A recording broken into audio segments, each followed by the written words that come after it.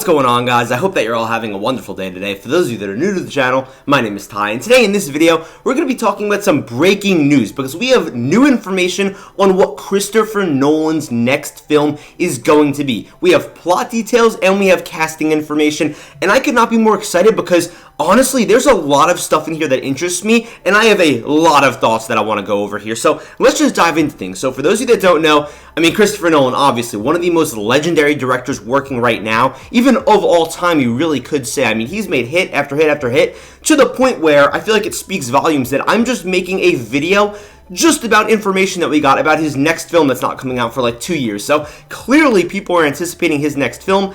Last year, he had Oppenheimer, one of the largest films of the year. A lot of people said it's pretty much objectively the best film of the year from last year. So, of course, everyone is begging for an answer when it comes to what is going to be Christopher Nolan's next movie. Oppenheimer came out over a year ago. We haven't had any information, not even a drop. So just yesterday, we got some brand new information about what the premise of this film is probably going to be, plus 2 castings that have pretty much been stamped. Going over the premise, take this with a grain of salt because while the castings are a bit more solid and pretty much confirmed, this premise is apparently not 100% confirmed, but it's going to be a period piece in the 1920s about vampires, possibly a horror film.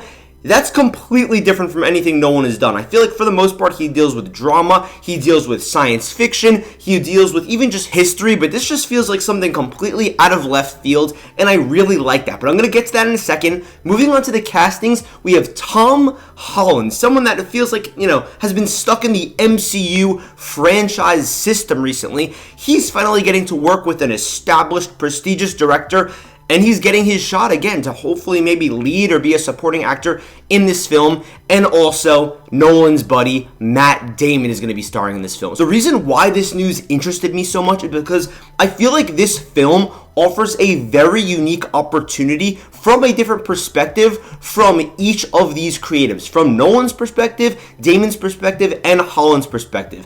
Usually this doesn't happen with a film. Usually I just see casting and I say, hey, that's pretty cool. But honestly, the gears were kind of turning in my head, and I really wanted to talk about this, and you guys will see why. Let's just start off with Nolan, because let's talk about where he is at right now, right?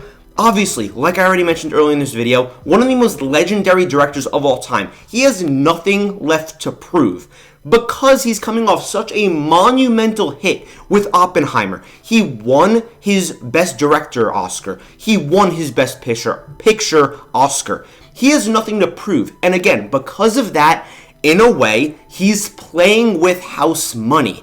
What do I mean by that? Obviously, all the studios see Christopher Nolan now and they say, listen, you were already legendary before, but now with your resume, you have an official Oscar for Best Director, an official Oscar for Best Director. Those are tangible things that you actually have now and that we cannot take away from you. So for that reason, we want you to make a movie with us. So obviously now he's working with Universal and he is going to have more creative freedom. He's already made so many hits that are relatively in the same vein. Don't get me wrong. He's always changing things up and he always has crazy concepts. Tenet just came out a couple of years ago. The concept for that was absolutely insane.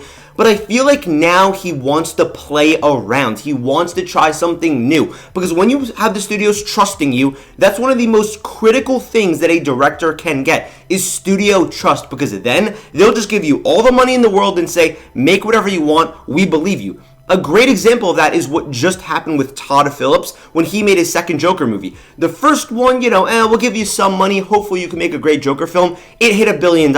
What'd they do? They said, Todd Phillips, for Joker 2, do whatever the hell you want. And it absolutely backfired on them. He ended up making a horrible film. But Nolan, obviously, you could trust more, but I'm just saying generally, gaining the trust of a studio, having studios so desperate for you to make their next film, gives you more creative freedom. Nolan, at least to my knowledge, has pretty much never made a horror film. Has he done period pieces? Yes, he absolutely has. The Prestige, obviously, is from, earlier times in the U.S., I guess. You have a whole bunch of other things that are dealing with the future, the past. Nolan loves his time stuff. But a 1920s period piece that's going to be horror, that intrigues me. But moving on to the actors, okay? Because, again, like I said, This is something new for Nolan. It feels like a horror from Nolan. This feels like something that people have been asking for a long time. Next up, I want to talk about Matt Damon and why I also feel like this is another unique opportunity for him. don't get me wrong, kind of in the same fashion as Nolan, Matt Damon's an already established legendary actor, right? He has nothing left to prove. The Departed, he was in a Best Picture winner. He was in Good Will Hunting. He's a writer. He's an actor. He does it all. Super creative guy, right? He's been in so many great films. He's an action star. He's a drama star. He's a crime thriller star. But he's never been a horror star. Also, with Nolan, he was just in Oppenheimer last year as more of a supporting role. But seeing him be in both a Nolan movie that's now going to be a horror, that intrigues me because it feels like there's two things that Damon's going for here. One, he's trying to show everyone, listen, I'm not going anywhere. I might be getting older. I might not be the same age I was in Good Will Hunting, but I'm still Matt Damon. I am still that star that you know. So now I'm here to stick around and I'm still going to be working with legendary directors. But the second thing, he's going to be in a horror film. Has Matt Damon ever been in a horror film? I don't fully know. Honestly, off the dome, I can't really remember him being in a horror movie. But either way, this feels like a new thing for him. This feels like a jumping the shark type of bridge for him where he's like, let's work with a legendary director in a completely new genre. So we're going to do this together. We're going to both go into this head first and see what we can do here because we could potentially make something great, something experimental, but great. And finally, I've got to talk about Tom Holland because out of these three people, right? Christopher Nolan, already established, legendary. Matt Damon, established, legendary. Tom Holland, he's definitely the least established and the least legendary, if we're just being realistic. He's played Spider-Man, right? One of the most sought-after roles ever, but it just feels like he's been stuck in this franchise system for years now. Every single film that he's done outside of the MCU has gotten really bad reviews, and it's not necessarily because of his acting.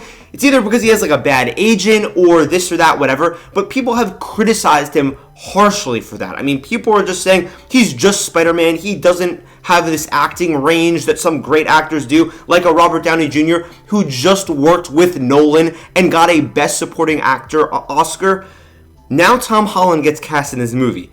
And the second I saw that, I was like, whoa, this is so unbelievably important for his career. There is no ifs, ands, or buts about it. I absolutely love that Tom Holland's going to be in this movie. I hope that Nolan can really put him out there and he could prove people wrong. Hey, when this actor is directed in the right fashion, I can bring the best out of him, and hopefully this will both A, improve Tom as an actor, not that he's not a great actor, but it'll just pull those dramatic chops out of him. Maybe we'll see a crazier side to him that we haven't really seen before, especially when, you're just playing Spider-Man, you're kind of just playing a kid. Don't get me wrong, I get he has maybe some angry scenes or this or that, but it's just the point that maybe he'll be able to be a bit weirder. He'll be able to kind of be a bit more dramatic, bouncing off of other legendary actors like a Matt Damon. I think this is very interesting for his career, and I am so happy that he's getting this opportunity, again, to work with Christopher Nolan, man. Not a lot of actors get to do it, but the ones that do get to do it, it seems like all their careers end up panning out perfectly fine if we're just being realistic here. Tom Holland's still super young. I'm happy that he's getting this good experience in. Again, the MCU is such an incredible achievement on its own. Just to be a part of it is what I'm saying, especially as a main character like Spider-Man. But now you're working with Nolan. Now you're kind of pushing that agenda that, hey, I'm not just an MCU actor. I am going to prove to everyone that I am an actor that's here to stay.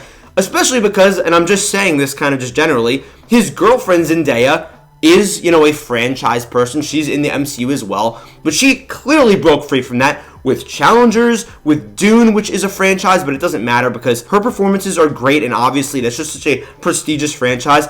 It's just the point that Zendaya has been doing so great. Why can't Tom? So I'm really happy for him. Really excited to see what this genre film is going to be. But yeah, that's going to just about wrap it up for this video. Let me know down in the comments below. What do you think about this next film? Is it actually going to end up being a vampire film? I don't want to focus too heavy, on the premise, worrying about the premise.